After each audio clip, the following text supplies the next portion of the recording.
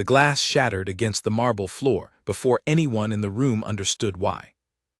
Duke Edward Ashworth had just said the words, laughing, careless, the kind of laugh a man gives when he thinks no one who matters is listening. He had told his friends, right there in the private card room of his own club, that he had nearly forgotten he had a wife. He said it like a joke about misplacing a pocket watch. He did not know that the young maid carrying a tray of drinks near the doorway had heard every word, and he did not know that within 3 days, that sentence would travel from servant to servant, room to room, until it reached the one person it was never meant to reach. His wife. Grace Ashworth stood in the doorway of the nursery when she first heard it. She did not scream. She did not cry out.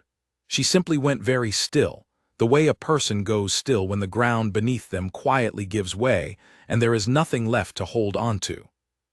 The nursery behind her was empty except for a small wooden cradle she had ordered built 2 years earlier, when she still believed her husband might come home to her, might sit beside her by the fire, might one day look at her the way he once had, before the title, before the parties, before the world convinced him that a wife was simply another item on a very long list of duties.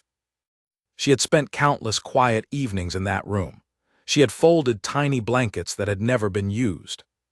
She had chosen a soft yellow paint for the walls because yellow felt like hope, and she had needed, more than anything, to hold onto some version of hope. Now she stood at the threshold with her hand pressed to the doorframe, and she understood, with a clarity that hurt more than anger ever could, that she had built an entire private world around a man who did not remember she existed. To understand how Grace arrived at this moment, one must go back 3 years, to the spring when Edward Ashworth married her not for love, though many believed otherwise at the time, but because his father, the late Duke, had insisted the family needed an heir and Grace's family, respected but not wealthy, needed the security a title could bring. It was, on paper, a fair exchange. In practice, it became something colder. In the first months of their marriage, Edward had been attentive in the way a man is attentive when he is still learning the shape of a new life. He walked with her in the gardens. He asked about her days. He noticed when she wore a new gown. But as the months passed and his father's health failed, Edward began spending more time with the affairs of the estate, more time at the club with men who admired his title and flattered his opinions, and less time in the quiet rooms where his wife waited. Grace never complained loudly. She was not the sort of woman who demanded attention through tears or arguments. Instead, she found small ways to fill her days. She read. She wrote letters to her mother and her younger brother, Charles, who lived 2 counties away. She walked the grounds every morning, rain or shine, because the walking gave her something to do with the restlessness that had settled into her chest. And she prepared the nursery, quietly, secretly, without telling anyone, because some hopes are too fragile to speak aloud. By the 2nd year, Edward's absences had grown longer. He would leave for London for weeks at a time, returning only briefly before departing again.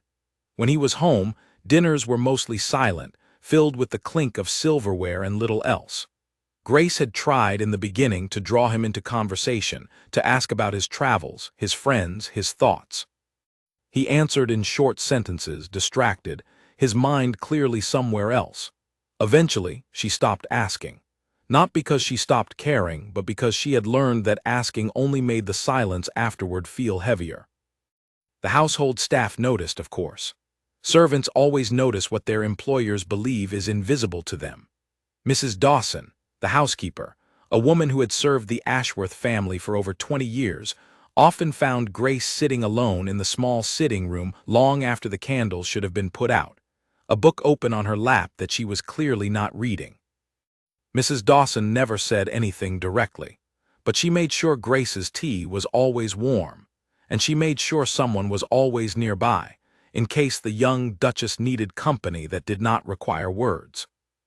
It was against this backdrop of quiet loneliness that the overheard joke landed like a blow. The maid who carried the drink tray that evening was named Alice, a girl of 19 who had only worked in the household for a year. She had not meant to eavesdrop. She had simply been standing near the door, waiting for the right moment to enter without interrupting, when she heard the Duke's voice rise above the others in laughter, and heard him say, clear as a bell, that he had very nearly forgotten he was a married man at all. His friends had laughed along with him. Lord Henry Colville, a man known for his sharp wit and sharper opinions, had teased Edward further, asking what the poor Duchess did with herself all day, locked away in that great house with no husband to keep her company. Edward had laughed at that too, waving a hand as if the question were beneath serious consideration, and said something about how she managed well enough on her own, that she had never been the demanding sort. Alice had felt her stomach turn cold at those words.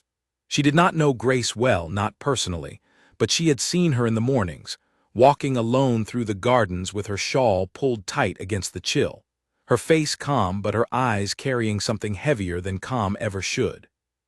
Alice had seen the light burning in the nursery window some nights, long after the rest of the house had gone dark. She did not tell anyone right away. She was frightened of the consequences, frightened of being blamed for repeating something she should not have heard.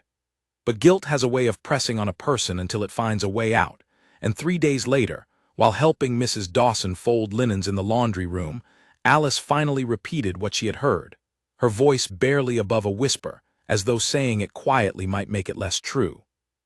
Mrs. Dawson had gone very still, much the same way Grace would later go still in the nursery doorway. She had known the Duke since he was a boy, had watched him grow from a curious, warm-hearted child into a man increasingly absorbed by status and appearance. She had hoped, for Grace's sake, that some warmth still remained beneath the polished exterior. Hearing Alice's words made that hope feel very thin indeed. For 2 more days, Mrs. Dawson wrestled with whether to tell Grace at all. Some truths, she reasoned, were kinder left buried. But she also knew Grace, knew her strength, her quiet dignity, and believed in the end that a woman deserved to know the truth of her own life, however painful that truth might be. Keeping it hidden would only be another kind of disrespect, another decision made about Grace's life without her consent. So on a gray afternoon, while helping Grace choose fabric for new curtains in the drawing room, Mrs. Dawson finally spoke. She did not repeat the joke exactly as Alice had heard it. She softened it slightly, out of instinct, out of years of protecting the people she cared for. But even softened, the meaning was unmistakable. The Duke had told his friends that he had forgotten he had a wife. Grace had not reacted immediately. She had continued running her fingers along a bolt of pale blue fabric, her expression unreadable, and for a moment Mrs. Dawson worried she had misjudged the moment entirely. But then Grace's hand stopped moving. Her fingers curled slightly against the fabric, and she said very quietly that she needed a moment alone. She walked not to her bedroom, not to the sitting room where she usually retreated when she needed peace, but to the nursery. It was as though her feet carried her there before her mind had fully decided to go. She stood in the doorway, one hand on the frame, looking at the small cradle, the folded blankets stacked neatly on a shelf, the soft yellow walls she had chosen because yellow meant hope. The room was silent, except for her own breathing. She thought of every evening she had spent alone in this house, every dinner eaten in near silence, every letter she had written to her mother in which she had carefully avoided mentioning just how lonely she had become, because admitting it aloud, even on paper, made it feel unbearably real. She thought of the mornings she had walked the garden simply because walking gave her tired heart somewhere to go. She thought of the nights she had lain awake listening for the sound of a carriage that would tell her Edward had finally come home, only to fall asleep disappointed more often than not. And now she understood that while she had spent 3 years quietly holding a place for him in her heart, in her home, in this very room built entirely out of hope, he had, in a moment of careless laughter among his friends, admitted that she had slipped entirely from his mind. It was not fury that filled her chest in that moment, though fury would come later, in smaller, sharper waves. It was something closer to grief. The grief of realizing that a version of her life she had been quietly protecting, a version where her husband simply did not know how to express his feelings but still held some measure of care for her, had never truly existed at all. She had been building a nursery for a family that, in her husband's mind, barely included her. She stood there a long time, long enough that the light outside shifted from the pale gray of afternoon into the deeper gray of early evening. Long enough that Mrs. Dawson, worried, finally came looking for her, only to find her standing perfectly still in the nursery doorway, her eyes dry but her face carrying an expression Mrs. Dawson had never seen on her before. Not sadness exactly, something quieter and far more resolved. Grace did not explain herself. She simply asked Mrs. Dawson in a calm, steady voice to have her trunks prepared quietly without drawing attention from the rest of the staff. She did not say why. She did not need to. Mrs. Dawson, understanding more than Grace realized, nodded once and left to begin the task without another word. That night, for the first time in longer than she could remember, Grace did not wait by the window listening for the sound of a returning carriage. Instead, she sat at the small writing desk in her bedroom, a candle burning low beside her, and began to write. Not a letter to her mother, softened and careful as her letters always were. This time, she wrote for herself, working through thoughts that had been tangled inside her for years, finally given permission to unravel. She wrote about the early months of her marriage, when she had believed, foolishly perhaps, that affection could grow from duty if given enough time and patience. She wrote about the slow, quiet erosion of that belief, month after month, as Edward's attention turned elsewhere and her own hope shrank smaller and smaller until it fit entirely inside one small nursery she had built in secret. She wrote about the loneliness that had become so familiar it no longer even felt like an emotion, simply a fact of her days, the way weather was a fact, something to be endured rather than questioned. By the time she finished writing, the candle had burned nearly to its base, and something in her chest had settled, not into peace exactly, but into clarity. She understood now what she needed to do. She could not undo the years already spent in that quiet, lonely house. But she could decide, starting now, what kind of woman she intended to be going forward. And that woman, she resolved, would not spend one more day waiting to be remembered by a man who had already, so easily, forgotten her. She folded the pages carefully and placed them in a drawer, not yet ready to decide what to do with them, only certain that writing them had been necessary. Outside her window, the estate lay dark and still, the great house that had never quite felt like home settling into its usual silence. Somewhere across the city, in the warm, well-lit rooms of his club, Edward Ashworth was still laughing with his friends, entirely unaware that the joke he had made so carelessly had already begun to change the course of his marriage, and his life, in ways he could not yet imagine. The candle in Grace's room finally went out, but something else, something that had been quietly burning inside her for far too long, had only just been lit. Charles Whitfield arrived at his sister's family home 2 days before Grace herself did. He had received an urgent note from Mrs. Dawson, a woman he trusted completely, warning him gently that Grace would need her family soon, though the note did not explain exactly why. Charles, only 24 but fiercely protective of his older sister, did not wait for further explanation. He packed a bag and rode through the night to be there when she arrived. Their mother, Lady Whitfield, a widow who had raised her 2 children largely on her own after her husband's early death, met Grace at the door with open arms and no questions. She had learned long ago that some pain needed time before it could be spoken aloud, and she was patient enough to wait for her daughter to find the words on her own. Grace arrived pale but composed, her trunks following in a second carriage. She embraced her mother, held her brother's hand for a long moment, and then asked, quietly, if she might simply rest before speaking about anything at all. Lady Whitfield agreed at once, leading her upstairs to the same bedroom Grace had slept in as a girl, a room that had changed very little in the years since her marriage. It was not until the following evening, after a simple dinner eaten mostly in comfortable silence, that Grace finally told her mother and brother what had happened. She spoke plainly, without exaggeration, describing the joke Edward had made, the laughter of his friends, the years of quiet loneliness that had led up to that single careless sentence. She did not cry as she spoke. She had done her crying already alone in the days before she left. Charles's jaw tightened as he listened, his hands curling into fists beneath the table, though he said nothing until Grace had finished.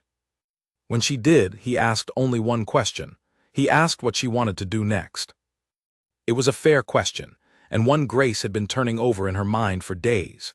She did not want revenge, though a small part of her understood why some might expect her to want it. She did not want to punish Edward simply for the sake of punishing him.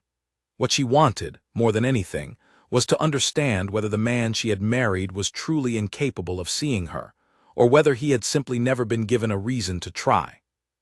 She told her mother and brother that she intended to stay at Ravenswood, their family home, for as long as she needed, without sending word to Edward about where she had gone or why. She wanted him to feel, even briefly, the same silence she had lived inside for 3 years. Not out of cruelty, she explained carefully, but out of necessity. She needed distance to think clearly, away from the house that had slowly worn down her spirit without her fully realizing it. Lady Whitfield nodded slowly, understanding more than words could express. She had watched her daughter marry a man she barely knew, watched her leave for a grand estate with cautious hope in her eyes, and had quietly worried more than once that the marriage might become exactly what it had become. She did not say "I told you so," because such words would have served no purpose except to add weight to a burden Grace already carried alone. The days that followed settled into a gentler rhythm than Grace had known in years. She woke without the familiar tightness in her chest that had accompanied so many mornings at the Ashworth estate. She walked the grounds of Ravenswood with her mother, tended the small garden she had planted as a girl, and spent long afternoons simply sitting with Charles, talking about nothing important, which felt, after so long, like something important indeed. Word did not travel quickly between the two estates, and for nearly a week Edward remained entirely unaware that his wife had left. He returned from London in his usual manner, expecting the usual quiet welcome, the usual empty dinners, the usual absence of conflict that he had, without realizing it, come to depend upon. It was Mr. Foley, the butler, who finally informed him with careful, measured words that the Duchess had departed and had not indicated when, or if, she intended to return. Edward's first reaction was confusion rather than concern. He assumed, at first, that Grace had gone to visit her family for a short stay, something she had done occasionally in the past without incident. It was only when he asked Mr. Foley directly whether Grace had left any explanation that the butler's carefully controlled expression flickered, just slightly, and Edward understood that something was being withheld from him. He pressed further, and Mr. Foley, though loyal to the family, was also loyal to the truth, and after a moment's hesitation, he informed the Duke that a letter awaited him in his study, left there by the Duchess herself before her departure. Edward found the letter exactly where Mr. Foley said it would be, placed neatly on the center of his desk, sealed with the same careful precision Grace applied to everything she did. He broke the seal with hands that, for reasons he could not yet explain to himself, were not entirely steady. The letter was short. Grace had never been a woman who wasted words. She wrote that she had learned of the comment he made to his friends, the joke about forgetting he had a wife, and that she had realized, upon hearing it, that the joke was not entirely inaccurate. She wrote that she had spent 3 years hoping their marriage might grow into something warmer than it had begun as, and that she now understood that hope alone was not enough to build a life upon. She wrote that she needed time away, that she was safe and staying with her family, and that she did not yet know when or whether she would return. She did not accuse him of cruelty. She did not list every lonely evening or every silent dinner. She simply stated the truth, plainly and without embellishment, in a way that struck Edward far harder than accusations ever could have. He read the letter twice, then a third time, standing perfectly still in his study long after the words had already settled into his understanding. He thought back to the club, to the laughter of his friends, to the careless words he had spoken without a second thought. He had meant them, in the moment, as nothing more than an offhand joke, the kind of thing men said to seem amusing among their circle. He had not considered, even for a moment, that the words might carry weight beyond the room in which he spoke them. He set the letter down and walked, almost without deciding to, toward the nursery. He had not entered that room in longer than he could remember, had perhaps never fully registered its existence at all, tucked away as it was in a quiet corner of the house he rarely visited. When he opened the door, he stopped in the threshold much the way Grace had stood there days earlier, and for a long moment he simply stared. The soft yellow walls, the small wooden cradle, carefully made, clearly chosen with thought and care, the neatly folded blankets stacked on a shelf, waiting for a child that did not yet exist. He had known in some distant, abstract way that Grace hoped for children eventually, as most wives did. He had not known that she had already built an entire room around that hope quietly alone, without ever once mentioning it to him. Something shifted in his chest as he stood there, something he did not yet have the vocabulary to name. It was not quite guilt, not yet fully formed into something he could recognize and hold. It was closer to the uncomfortable, disorienting sensation of realizing that a person you believed you understood had, in fact, been living an entirely separate inner life, one you had never bothered to notice. He left the nursery that evening without touching anything inside it, closing the door carefully behind him, and retreated to his study, where he sat for hours without lighting a single candle, the darkness gathering around him as thoroughly as the thoughts gathering inside his mind. The following morning, he informed Mr. Foley that he would not be attending his usual engagements in the city that week.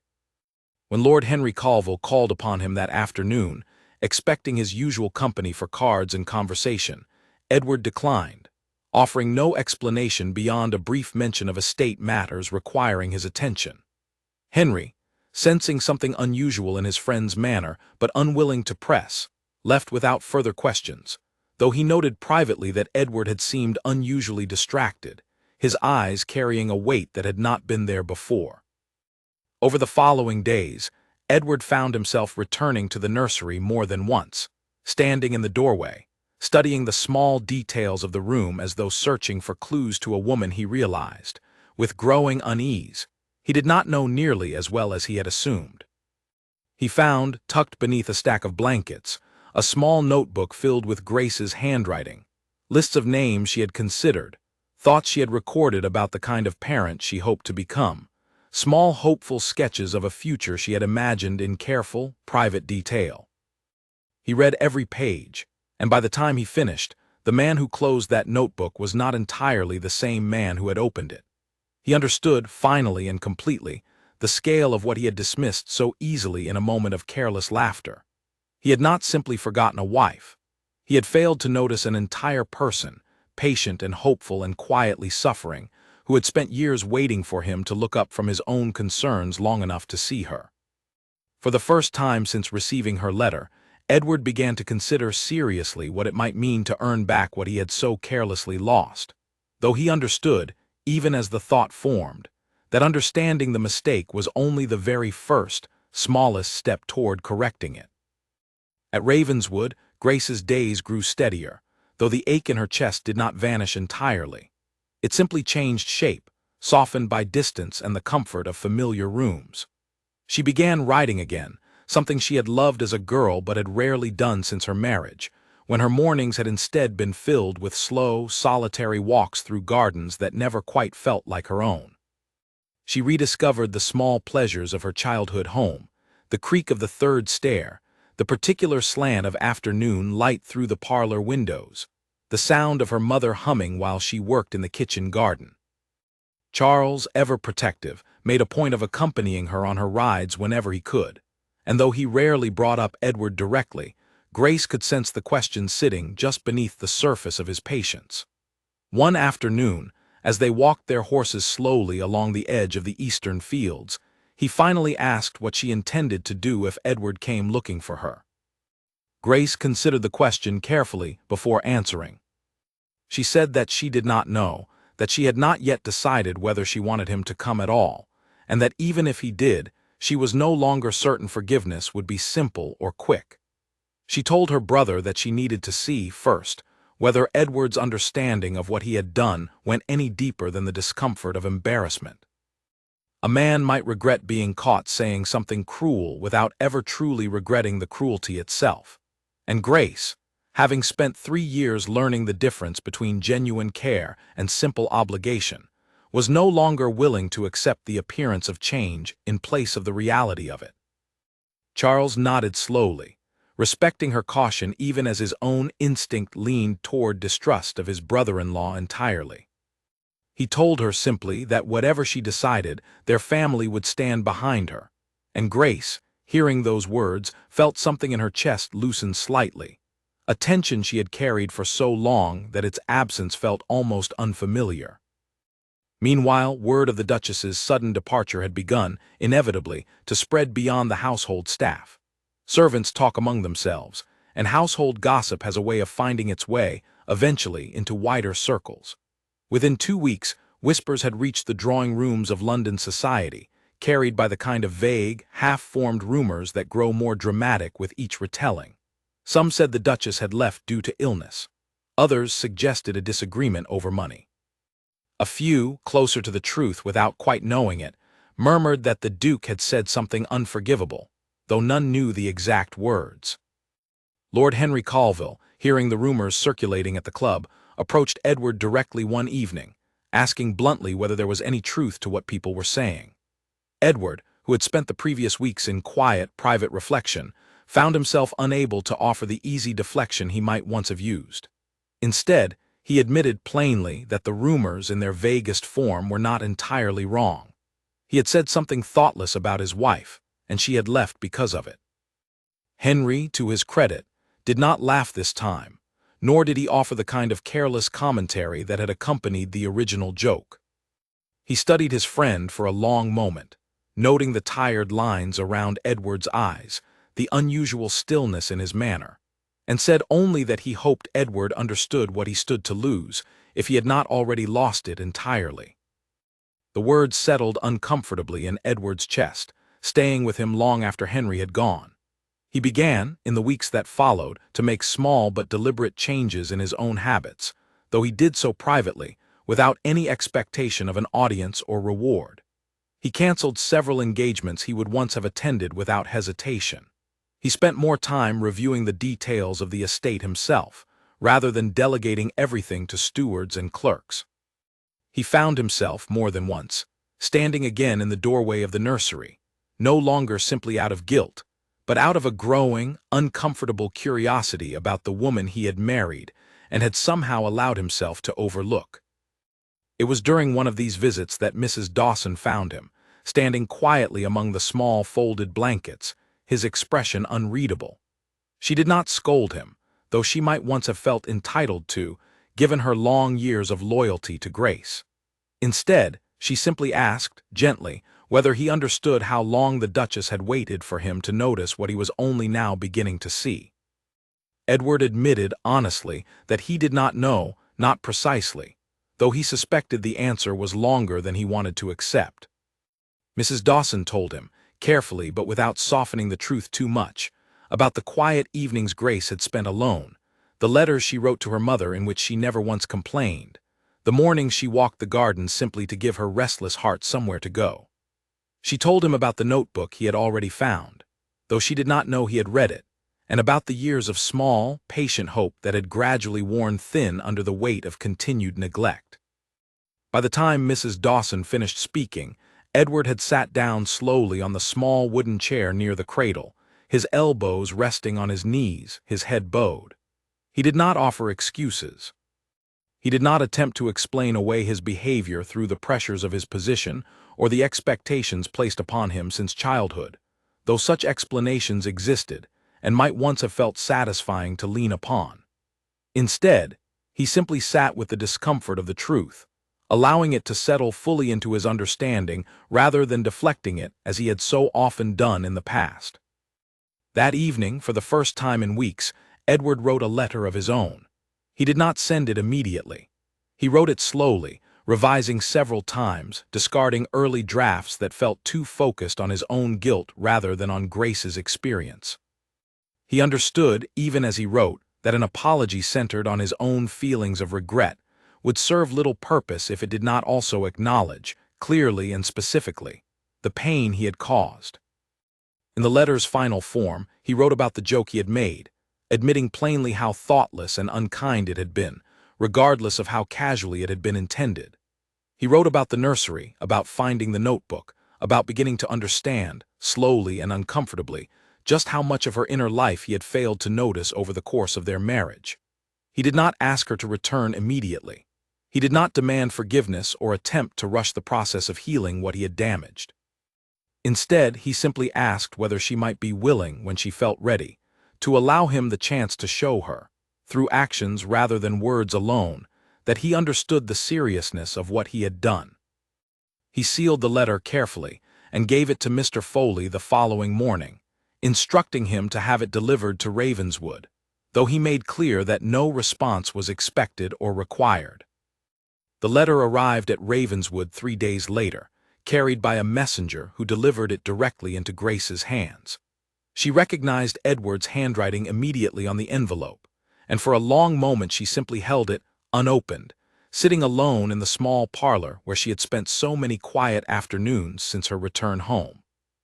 She was not certain in that moment whether she wanted to read it at all. Part of her feared that opening the letter would only reopen a wound that had, in the quiet of Ravenswood, begun slowly to heal. Another part of her, the part that had spent 3 years hoping for exactly this kind of acknowledgement, could not resist the pull of finally seeing whether Edward understood, even slightly, the weight of what he had done. She opened the letter that evening, alone in her childhood bedroom, the same room where she had once dreamed, as a girl, of the kind of marriage she hoped to have. She read his words slowly, carefully, searching not for eloquent phrases or dramatic declarations, but for evidence of genuine understanding beneath the surface of his apology. By the time she finished, her hands were not entirely steady, though whether from anger, relief, or something more complicated than either, she could not immediately say. She read the letter a second time, then a third, studying each sentence for signs of sincerity or, conversely, signs of the same careless self-interest that had defined so much of their marriage thus far. She did not respond immediately. She folded the letter carefully and placed it in the drawer of her writing desk, beside the pages she had written on the night she left the Ashworth estate, and she allowed herself several more days of quiet reflection before deciding what, if anything, she wished to say in return. During those days, she spoke with her mother at length, going over the letter's contents in careful detail, weighing each phrase against the years of experience that had shaped her understanding of her husband's character. Lady Whitfield listened patiently, offering gentle observations rather than firm advice, understanding that the decision, ultimately, belonged entirely to her daughter. Charles, when told of the letter, remained skeptical, warning his sister not to mistake a few well-chosen words for genuine transformation. Grace agreed with him, at least in principle, acknowledging that words alone, however carefully written, could never fully repair 3 years of quiet neglect. She told him and told herself that if she chose to respond at all, she would do so cautiously, watching closely for evidence that Edward's understanding extended beyond guilt into genuine, sustained change. Eventually, after nearly a week of careful thought, Grace wrote a brief reply. She did not offer forgiveness, not yet, and she made that clear in her letter. She wrote that she appreciated his acknowledgement of what he had done, but that acknowledgement alone was not sufficient to undo years of feeling invisible in her own home. She wrote that she needed time, and more importantly, she needed to see sustained evidence of genuine change before she could consider what their future together, if any, might look like. She sealed the letter and sent it the following morning, and then she returned to the quiet rhythms of her days at Ravenswood, uncertain what, if anything, would come next, but steady enough now in her own sense of self to face whatever came with clear eyes rather than desperate hope. Edward received Grace's reply with a strange mixture of relief and renewed determination. She had not forgiven him, and she had made clear that forgiveness was not guaranteed, but she had responded, and in that response he found a small, fragile opening he intended to honor rather than rush. He began, in the weeks that followed, to reshape his daily life in ways that had nothing to do with grand gestures and everything to do with quiet consistency. He reduced his visits to the club significantly, choosing instead to spend his evenings reviewing estate matters personally, learning details about the tenants and the land that he had long left entirely to his stewards. He wrote to the families living on the estate's outer farms, asking after their needs directly rather than relying on second-hand reports, and in doing so began to understand aspects of his own responsibilities he had never previously bothered to learn. He also began writing to Grace regularly, though not with the frequency or intensity that might have felt overwhelming or performative. Once a week, he sent a short letter, never asking for forgiveness, never pressuring her to return, simply sharing small, honest details of his days. He wrote about the tenant families he had met, about mistakes he had made in trying to understand estate matters he had long ignored, about small realizations he continued to have as he spent more time in the nursery, slowly coming to understand the depth of the private world Grace had built there alone. Grace read each letter carefully, and though she did not always respond, she found herself, gradually, softening in ways she had not expected. The letters did not read like the careless, self-assured voice of the man who had once joked so casually about forgetting her existence. They read like the voice of someone genuinely, uncomfortably, learning to see clearly for the first time. Still, she remained cautious. She had learned over 3 years of quiet disappointment that good intentions and even genuine remorse did not always translate into lasting change. She discussed this openly in her own letters, when she chose to respond, telling Edward plainly that she needed more than words, however sincere those words seemed. She needed sustained evidence over time that the man writing these letters was not simply performing contrition in a moment of crisis, but genuinely becoming someone capable of the kind of attentive partnership she had hoped for since the earliest days of their marriage. Edward accepted this without argument, understanding, perhaps for the first time in his life, that some things could not be rushed or negotiated into existence through charm or persuasion. He had spent years assuming that his position, his title, his general likability among his social circle would always be sufficient to smooth over any difficulty. Grace's steady, patient refusal to accept easy reconciliation taught him, slowly and uncomfortably, that this assumption had been mistaken all along. 2 months passed in this manner, letters traveling steadily between Ravenswood and the Ashworth estate, each one a small, careful step in a process neither of them fully understood the end of. Edward's friends noticed the change in him, though few understood its full cause. Lord Henry Colville, in particular, remarked more than once that Edward seemed a different man entirely, quieter, more thoughtful, less inclined toward the careless humor that had once defined so much of his social presence. It was during this period that Edward made a decision he had not fully anticipated making. He decided, after much internal deliberation, to travel to the county where Ravenswood stood, not to demand Grace's return, and not even necessarily to see her directly, but simply to be present, to show through action rather than letters alone that he was willing to make the effort her healing required. He took a modest room at the local inn rather than presuming upon her family's hospitality, and he sent word to Lady Whitfield, respectfully requesting only the opportunity to speak briefly, if Grace was willing, understanding fully that she might refuse. Lady Whitfield, though cautious on her daughter's behalf, relayed the message honestly, leaving the decision entirely in Grace's hands. Grace, upon hearing that Edward had traveled all this way and taken a room rather than presuming to stay under her family's roof, felt something shift slightly in her chest, a small but noticeable adjustment in the careful walls she had built around her heart over the preceding months. She agreed eventually to a short meeting, held not at Ravenswood itself, but in the small public garden near the village church, a neutral space that felt, to her, safer than either of their homes. Charles insisted on accompanying her partway, though he agreed reluctantly to remain at a respectful distance during the conversation itself, trusting his sister's judgment even as his protective instincts urged caution. When Edward arrived at the garden, he found Grace already seated on a small stone bench beneath an old oak tree, her hands folded calmly in her lap, her expression composed but watchful. He approached slowly, uncertain, for the first time in longer than he could remember, of exactly what to say. He did not launch immediately into apology or explanation. Instead, he simply sat at a respectful distance and asked how she had been. It was a small question, almost embarrassingly simple given the weight of everything unsaid between them, but Grace, hearing the genuine care in his voice rather than the distracted politeness she had grown accustomed to over the years, felt something in her chest loosen slightly.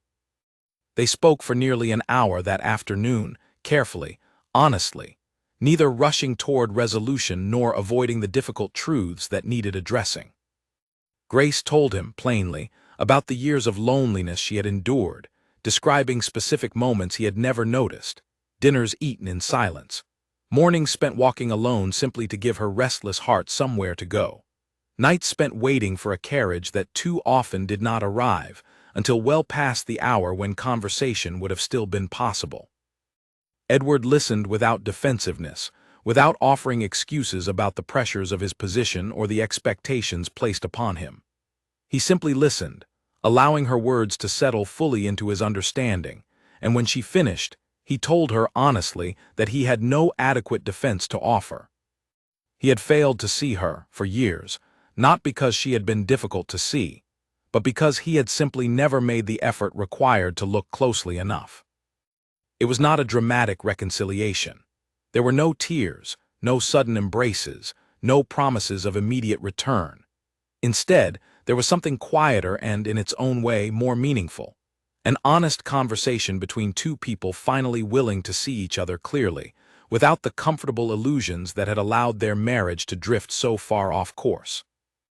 They agreed, before parting that afternoon, to continue writing, and to meet again in a month's time, allowing themselves both the space to consider what they had discussed, and the structure of continued, gradual effort rather than rushed resolution.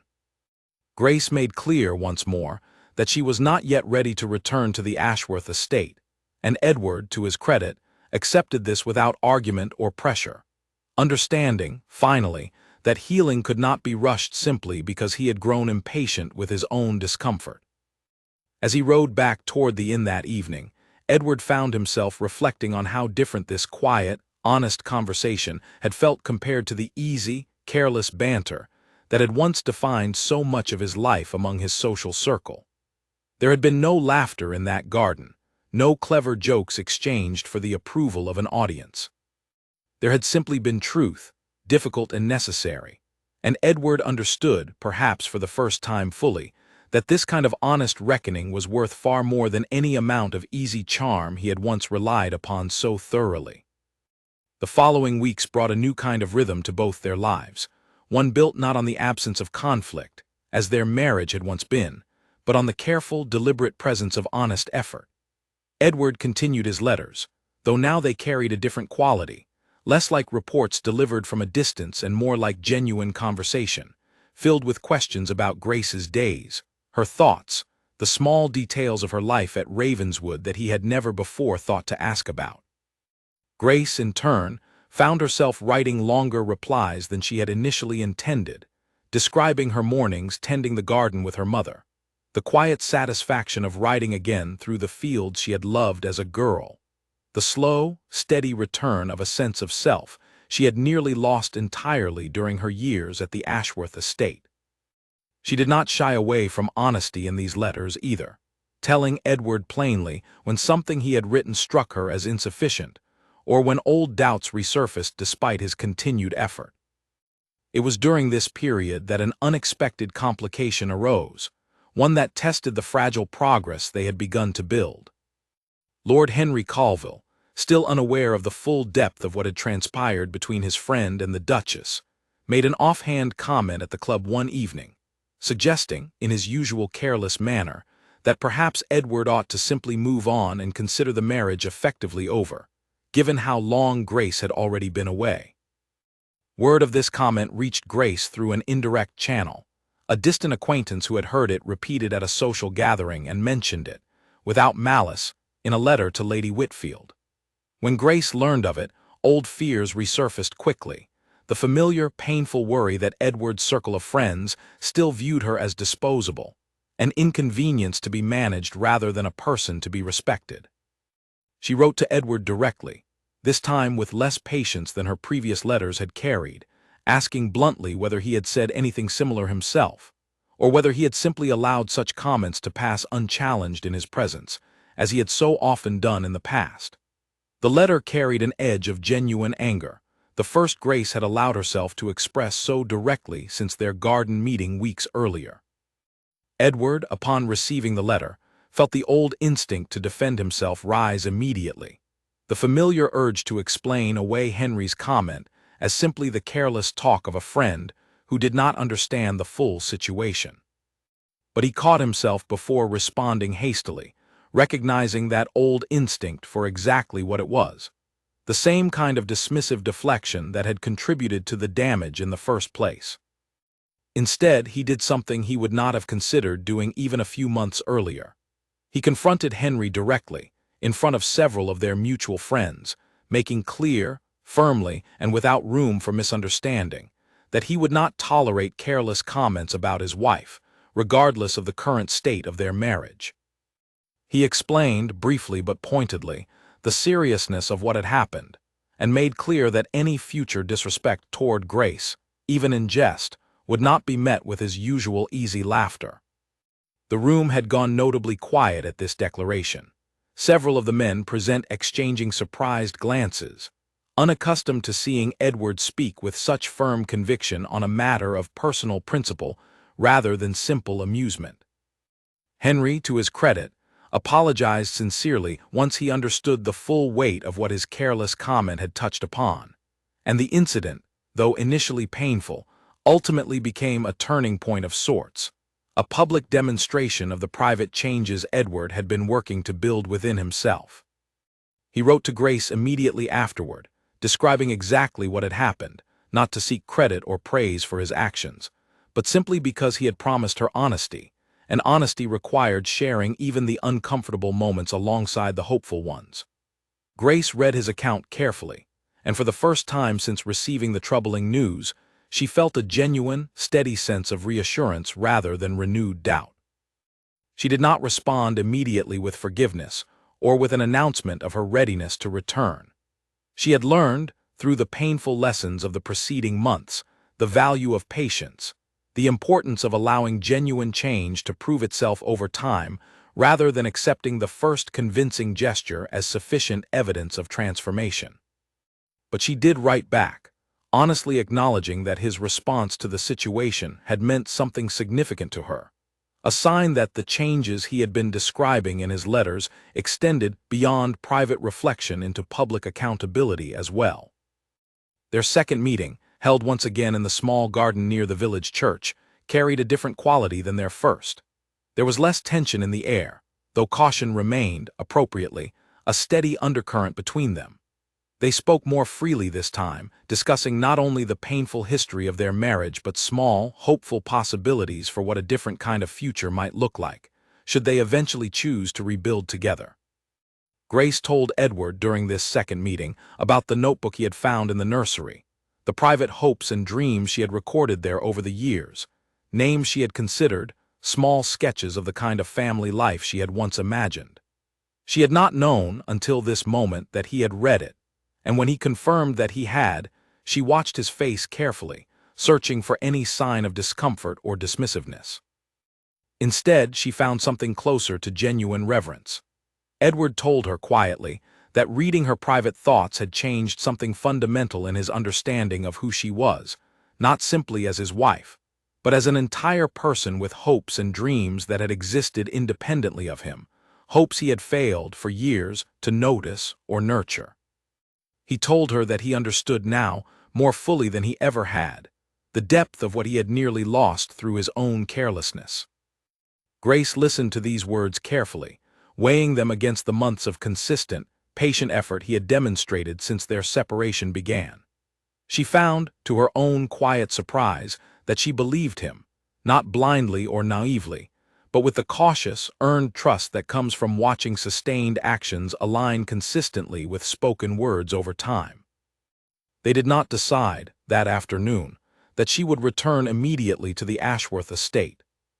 Grace made clear that any return would need to happen slowly, deliberately, with continued honest communication rather than a sudden, dramatic reunion that risked papering over the deeper issues that had caused their separation in the first place. Edward agreed readily, understanding, finally, that rushing toward resolution would serve neither of them well in the long run. As the weeks continued to pass, their letters grew warmer, their meetings more frequent, and slowly, carefully, something resembling genuine partnership began to take shape between them, built not on the assumptions and obligations that had defined the early years of their marriage, but on the harder, more valuable foundation of honest effort, sustained accountability, and mutual respect earned gradually over time. Autumn arrived at Ravenswood with a crispness in the air that reminded Grace of how much time had already passed since she first left the Ashworth estate. Nearly 4 months had gone by, and though her days remained steady and calm, she found herself thinking more frequently about what a return might actually look like, should she eventually decide the time had come. It was during this period that Lady Whitfield fell suddenly ill, a fever that swept through her with alarming speed, leaving the household in quiet, worried disarray for several days. Grace, frightened for her mother's health, barely left her bedside, and it was during this difficult stretch that Edward's continued attentiveness proved itself in a way that surprised even Grace herself. Upon learning of Lady Whitfield's illness through a brief, worried note from Charles, Edward did not hesitate. He arranged immediately for the finest physician in the region to travel to Ravenswood, covering all expenses without being asked, and he sent daily letters, not focused on his own concerns or hopes for reconciliation, but simply checking on Lady Whitfield's condition and offering whatever practical support the family might need during such a difficult time. Grace found herself deeply moved by this response, not because it was a grand or dramatic gesture, but precisely because it was not. Edward had not used her mother's illness as an opportunity to insert himself into the situation for his own benefit. He had simply offered quiet, practical help, exactly the kind of steady support Grace had once hoped, in the earliest days of their marriage, that he might be capable of providing. Lady Whitfield recovered slowly over the following 2 weeks, and as her strength returned, she spoke to Grace one evening, gently, about the changes she had observed in Edward's letters and actions throughout the ordeal. She did not push her daughter toward any particular decision, respecting, as she always had, Grace's right to determine her own path forward. But she did share her honest observation that the man writing these letters, offering this quiet, consistent support, seemed genuinely different from the distracted, careless husband Grace had described upon her arrival months earlier. Grace considered her mother's words carefully in the days that followed, turning them over alongside her own observations, weighing the accumulated evidence of the preceding months against the deep caution she had rightfully maintained since the beginning of her separation. She thought about the letters, consistent and honest. She thought about Edward's confrontation with Henry Colville, his willingness to hold himself publicly accountable rather than allowing careless disrespect to pass unchallenged. She thought about his quiet, practical support during her mother's illness, offered without any expectation of credit or reward. She began slowly to believe that perhaps genuine change was possible, not as a guarantee, but as a reasonable hope worth cautiously pursuing further. At their next meeting in the garden, Grace told Edward about her mother's illness and his response to it, and she watched carefully as he expressed genuine relief at Lady Whitfield's recovery, asking thoughtful questions about her continued health rather than steering the conversation quickly back toward his own hopes for reconciliation. This restraint, this genuine focus on her family's well-being rather than his own agenda, struck Grace as perhaps the clearest evidence, yet that his transformation extended beyond performance into something more deeply rooted. It was during this same meeting that Grace finally raised the question that had been quietly forming in her mind for several weeks. She asked Edward directly what he envisioned for their future should she eventually decide to return to the Ashworth estate. Not vague promises of general improvement, but specific, concrete changes he intended to maintain. Edward had clearly anticipated this question, or perhaps had simply given it enough thought over the preceding months that his answer came readily and specifically. He described his intention to reduce significantly his time spent at the club, replacing those hours with genuine involvement in estate matters, and more importantly, genuine time spent with Grace herself, learning her interests, her thoughts, the details of her daily life that he had failed for years to notice or inquire about. He spoke of wanting to finish the nursery together, not as a symbol of obligation, but as a genuine shared hope for their future, built jointly rather than constructed alone in quiet, private loneliness as it had been before. He also acknowledged, honestly, that he could not promise perfection. He told her that old habits might occasionally resurface, that he might sometimes fail to notice things he should notice, that the process of genuine change was not a single transformation completed once and maintained effortlessly forever, but an ongoing effort requiring continued attention and humility. This honesty, this refusal to promise an impossible perfection, struck Grace as more convincing than any grand declaration could have been. She told him that afternoon that she needed a little more time still, not because she doubted the sincerity of what he had shared, but because she wanted to be certain, for her own sake as much as his, that her eventual decision would be made from a place of genuine readiness rather than simple relief at his improved behavior.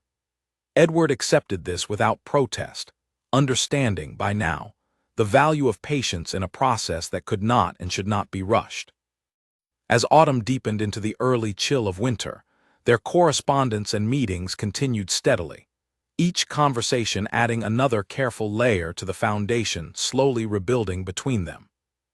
Grace found herself, during this period, beginning to imagine, cautiously at first and then with growing hope, what a genuine return to the Ashworth estate might actually feel like, not as a retreat back into the loneliness she had escaped, but as a deliberate choice toward a partnership built on honesty, respect, and mutual attention. She discussed these growing thoughts with her mother and brother, both of whom, while still appropriately cautious, acknowledged the genuine, sustained effort Edward had demonstrated over the preceding months.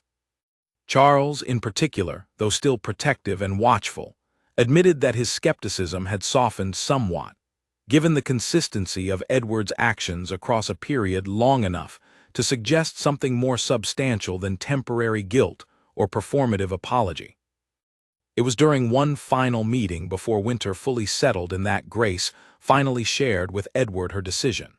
She told him that she was ready, not to return immediately without further discussion, but to begin the process of planning a genuine, gradual return to the Ashworth estate, built on the continued honesty and effort that had characterized their recent months of careful rebuilding.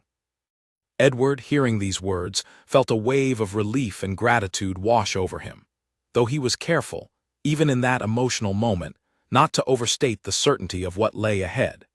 He understood, by now, that Grace's decision represented not an ending to the difficult work they had undertaken, but rather a new beginning, one that would require continued attention and care for as long as their marriage lasted.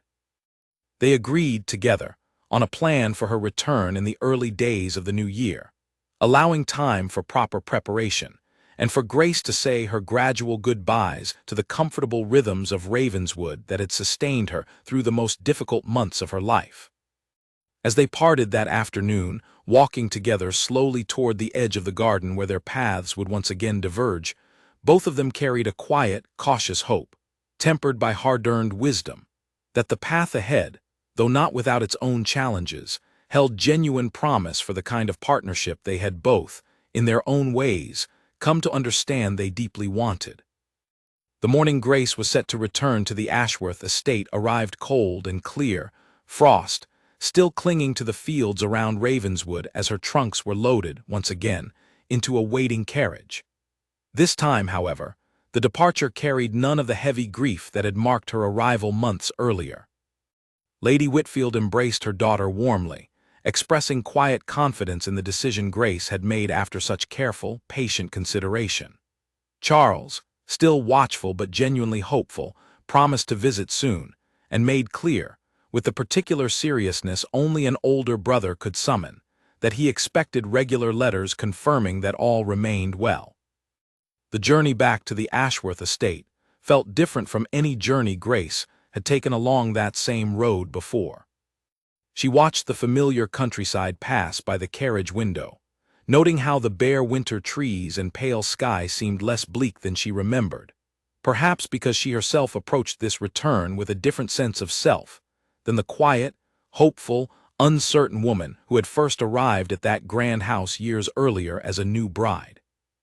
Edward was waiting at the entrance when her carriage arrived, having deliberately cleared his entire schedule for the day rather than allowing any estate business or social engagement to distract from her return. He greeted her warmly, but without excessive display, understanding, by now, that grand gestures meant less to Grace than steady, genuine presence. He helped her from the carriage himself, rather than leaving the task to a servant as he once might have, and the small gesture, simple as it was, did not go unnoticed by Grace. The household staff had gathered quietly to welcome her back, and Mrs. Dawson, in particular, could not entirely hide the emotion in her eyes as she embraced the young duchess she had worried over for so many months.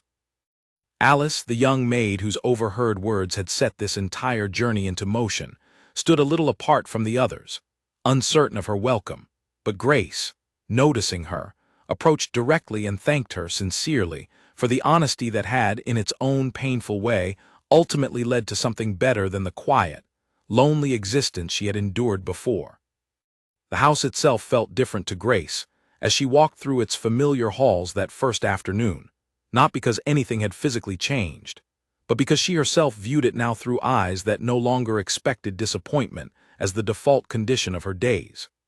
Edward walked beside her, quiet and attentive, pointing out small changes he had made during her absence, adjustments to the estate's management that reflected the more hands-on involvement he had committed to maintaining.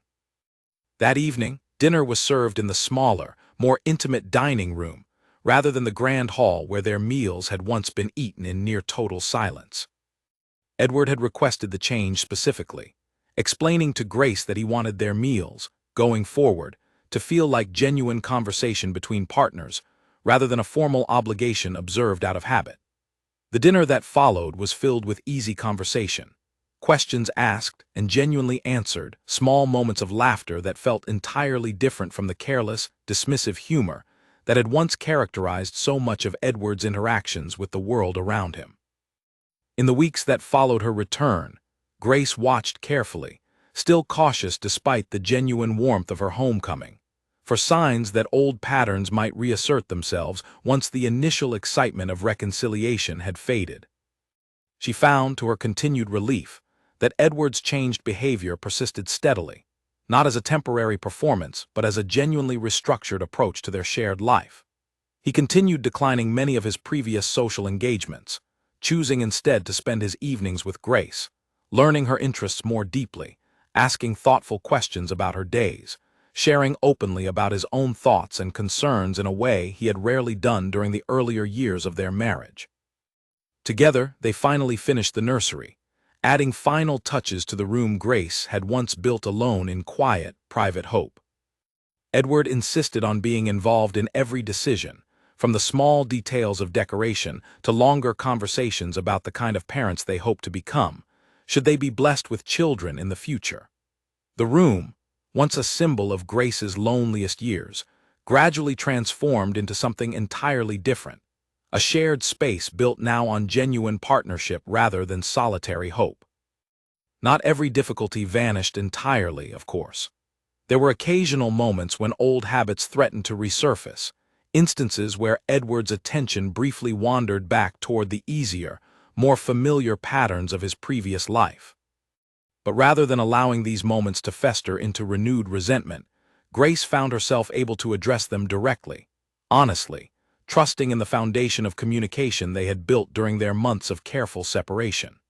And Edward, to his credit, consistently responded to these honest conversations with genuine humility rather than defensiveness, correcting course quickly whenever he recognized himself slipping back into old, dismissive patterns. Lord Henry Colville, observing the clear, sustained changes in his friend over the following months, eventually approached Edward privately, admitting that he had misjudged the seriousness of the situation when he first made his careless comment at the club. He apologized more fully this time, and Edward, understanding the value of genuine reconciliation extended even to friendships, accepted the apology graciously, though he made clear, once again, that he would not tolerate any return to careless disrespect toward Grace in the future. By the time spring arrived, bringing new growth to the gardens Grace had once walked alone in quiet loneliness, the Ashworth estate had transformed into something genuinely different from the cold, distant household it had been before. Grace found herself, during these months, slowly rediscovering a version of hope she had feared she might never feel again, not the fragile, uncertain hope of her earliest years of marriage, but something sturdier, built now on demonstrated trust rather than blind faith. She wrote to her mother regularly, sharing honestly both the continued small challenges and the genuine, steady joy that had begun to characterize her days. Lady Whitfield, reading these letters, felt genuine relief at her daughter's evident happiness, understanding that the difficult, painful journey Grace had undertaken had ultimately led toward something far more valuable than the quiet, comfortable illusion she might otherwise have continued accepting indefinitely. As the first anniversary of that painful evening at the club approached, the evening when a careless joke had set this entire journey into motion, Grace found herself reflecting on how thoroughly her life had changed in the intervening months. She did not forget the pain of those earlier years, nor did she believe that forgetting would have served any useful purpose. Instead, she carried the memory forward as a reminder of her own strength, her willingness to demand better rather than settling quietly for less than she deserved, and the genuine, hard-earned partnership she and Edward had ultimately built together through sustained honesty and mutual effort. A year and a half after Grace's return to the Ashworth estate, the household welcomed a new arrival. Grace gave birth to a daughter on a bright morning in early summer, and the small nursery that had once stood empty, a quiet monument to years of loneliness and unspoken hope, finally held the life it had been built for. Edward was present throughout, refusing to leave the house even briefly during the long hours of labor, and when he first held his daughter, his hands trembling slightly with an emotion he had rarely allowed himself to fully express before, Mrs. Dawson, watching quietly from the doorway, felt tears gather in her own eyes at how far this family had traveled from the cold, distant household she had once worried over so deeply. They named their daughter Margaret, after Edward's own grandmother, a choice Grace made deliberately, wanting their child's name to carry forward a sense of family continuity that had felt, for so long during her earlier years of marriage, entirely absent from her own life within the Ashworth household. Edward, moved by the gesture, promised quietly, holding his daughter close, that Margaret would grow up in a home built on honesty and genuine attention, not the careless neglect that had once nearly destroyed her parents' marriage before it had properly begun. The years that followed were not without their own ordinary difficulties, the kind of small disagreements and challenges that exist within any genuine, evolving partnership. But the foundation Grace and Edward had built together during those difficult months of separation and careful reconciliation continued to hold steady, tested repeatedly by the ordinary pressures of life, and consistently proving strong enough to bear that weight. Edward remained genuinely involved in the daily rhythms of the household, no longer the distant, absent figure he had once been during the earliest years of his marriage.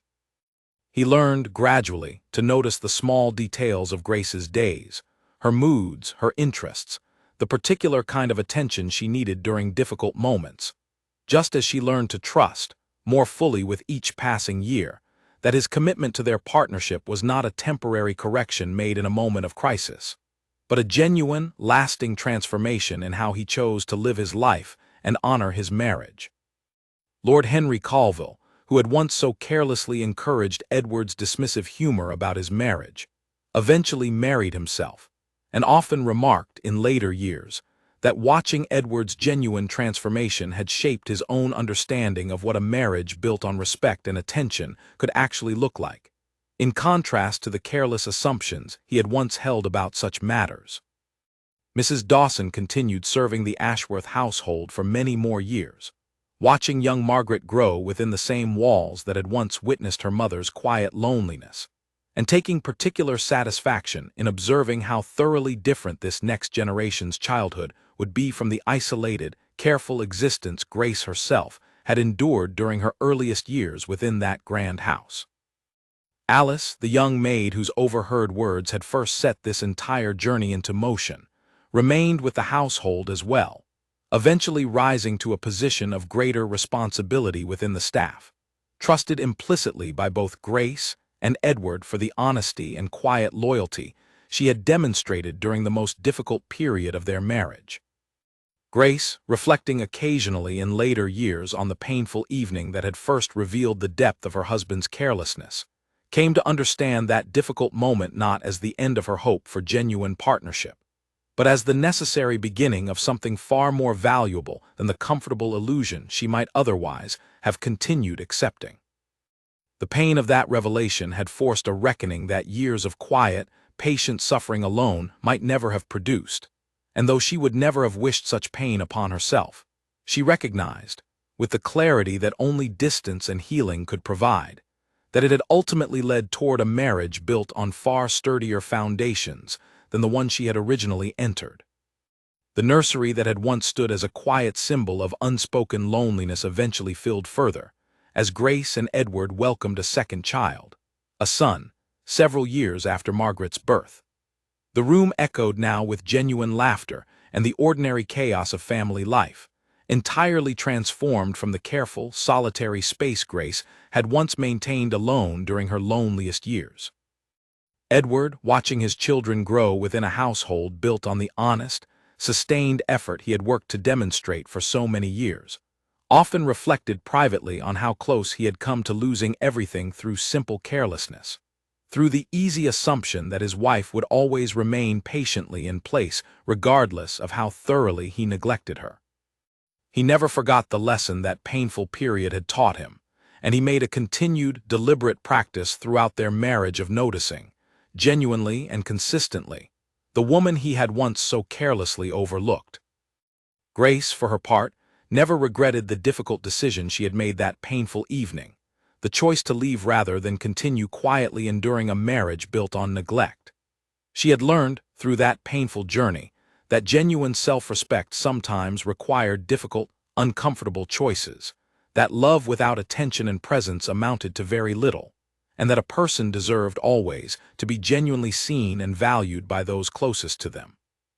In later years, when their children grew old enough to ask about the small wooden cradle still kept carefully in the family's private rooms, a treasured keepsake from their earliest days, Grace would sometimes tell them, in simplified form, about the empty nursery she had once built alone, and about the difficult, important lesson that empty room had eventually taught their father. She told the story not with bitterness, but with the quiet wisdom of someone who understood deeply that the most important lessons in life often arrived through the most painful circumstances, and that genuine change, however difficult to achieve, remained possible for those willing to do the honest, sustained work required to earn it. And so the house that had once echoed with careless words and quiet loneliness became, over time, a home built on genuine partnership, honest communication, and the hard-earned understanding that love, to remain meaningful, required not simply the presence of affection in a person's heart, but the consistent, deliberate effort to demonstrate that affection through attention, respect, and genuine presence, day after day, for as long as a marriage was meant to last. Many years later, when Margaret had grown into a thoughtful young woman herself, preparing for her own marriage to a quiet, steady gentleman from a neighboring county, Grace found herself sitting with her daughter one evening in the very nursery that had once stood empty for so long. The room had changed considerably over the years, no longer holding a cradle but instead filled with the small mementos of a childhood well lived, drawings Margaret had made as a girl, books she had loved, a worn wooden horse that had once been her favorite toy. Margaret, sensing her mother's reflective mood, asked gently about the early years of her parents' marriage, having heard only fragments of the story over the years, softened and simplified as such family stories often become with time. Grace considered how much to share, weighing the value of honesty against the natural instinct to protect her daughter from difficult truths about her own father. In the end, she chose honesty, believing that her daughter, now old enough to understand the complexities of genuine partnership, deserved to know the real story rather than a comfortable, simplified version. She told Margaret about the careless joke that had once wounded her so deeply, about the quiet years of loneliness that had preceded it, and about the difficult, deliberate choice she had made to leave rather than continue accepting less than she deserved. She told her daughter, too, about the months of careful, honest effort that had followed, about her father's genuine transformation, earned not through grand gestures but through sustained, consistent attention over time.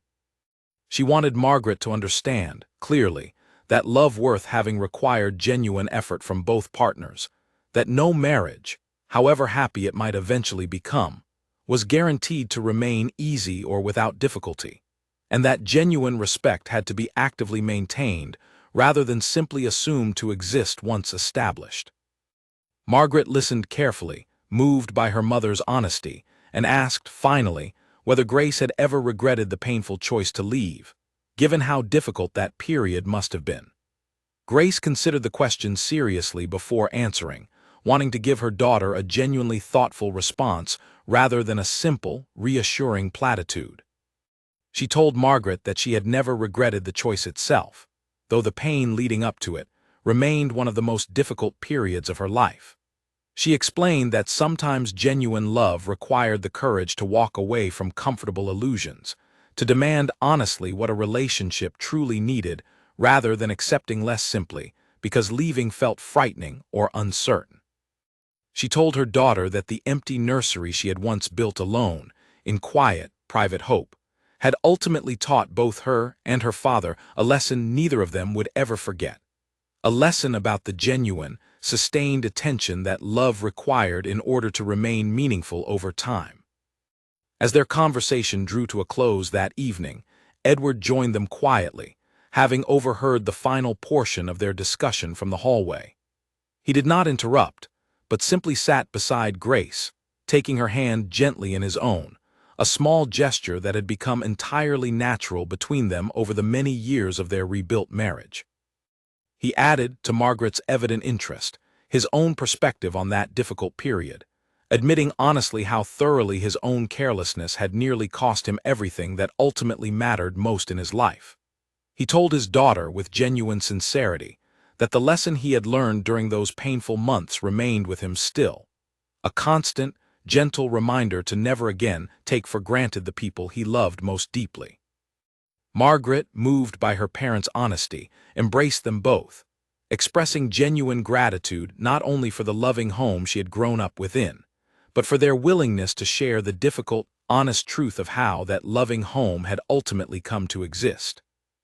She told them, before leaving the nursery that evening to prepare for her own approaching marriage, that she intended to carry their hard-earned wisdom forward into her own life, understanding now, more fully than she ever had before, exactly what genuine partnership required to remain strong and meaningful across a lifetime shared together. Grace and Edward remained in the nursery a while longer after their daughter had gone, sitting quietly together in the room that had once held such painful, private loneliness and now held, instead, the accumulated warmth of decades spent genuinely building a life together. Grace looked around at the familiar walls, still painted the same soft yellow she had chosen so many years earlier, and felt a quiet, settled gratitude for the difficult journey that had led them, ultimately, to exactly this moment. Edward, watching his wife's thoughtful expression, asked gently what she was thinking. Grace smiled, the kind of genuine, unguarded smile that had become natural between them over their many years of honest partnership, and told him simply that she was thinking about how far they had traveled together since that painful evening so long ago, and how grateful she remained, even now, for the difficult, necessary lesson that had ultimately brought them to this steady, well-earned happiness. Outside the nursery window, the estate grounds stretched peacefully into the gathering evening light. The same gardens Grace had once walked alone in quiet loneliness now filled, on any given afternoon, with the sounds of grandchildren's laughter and the comfortable, settled rhythms of a family built on genuine attention and hard-earned trust. The empty nursery that had once represented the loneliest chapter of Grace's life had long since become something entirely different, a lasting symbol of how genuine love, properly attended to and never again taken for granted, could ultimately triumph over even the deepest wounds of careless neglect, given enough honesty, patience, and sustained, deliberate effort from both partners willing to do the difficult work required. And so their story closed not with the pain of that first careless joke, but with the quiet, hard-earned peace of two people who had faced their deepest difficulties honestly, and who had built, through genuine effort rather than simple hope alone, exactly the kind of lasting partnership that Grace had once dreamed of during her loneliest, most uncertain years within that grand and once empty house.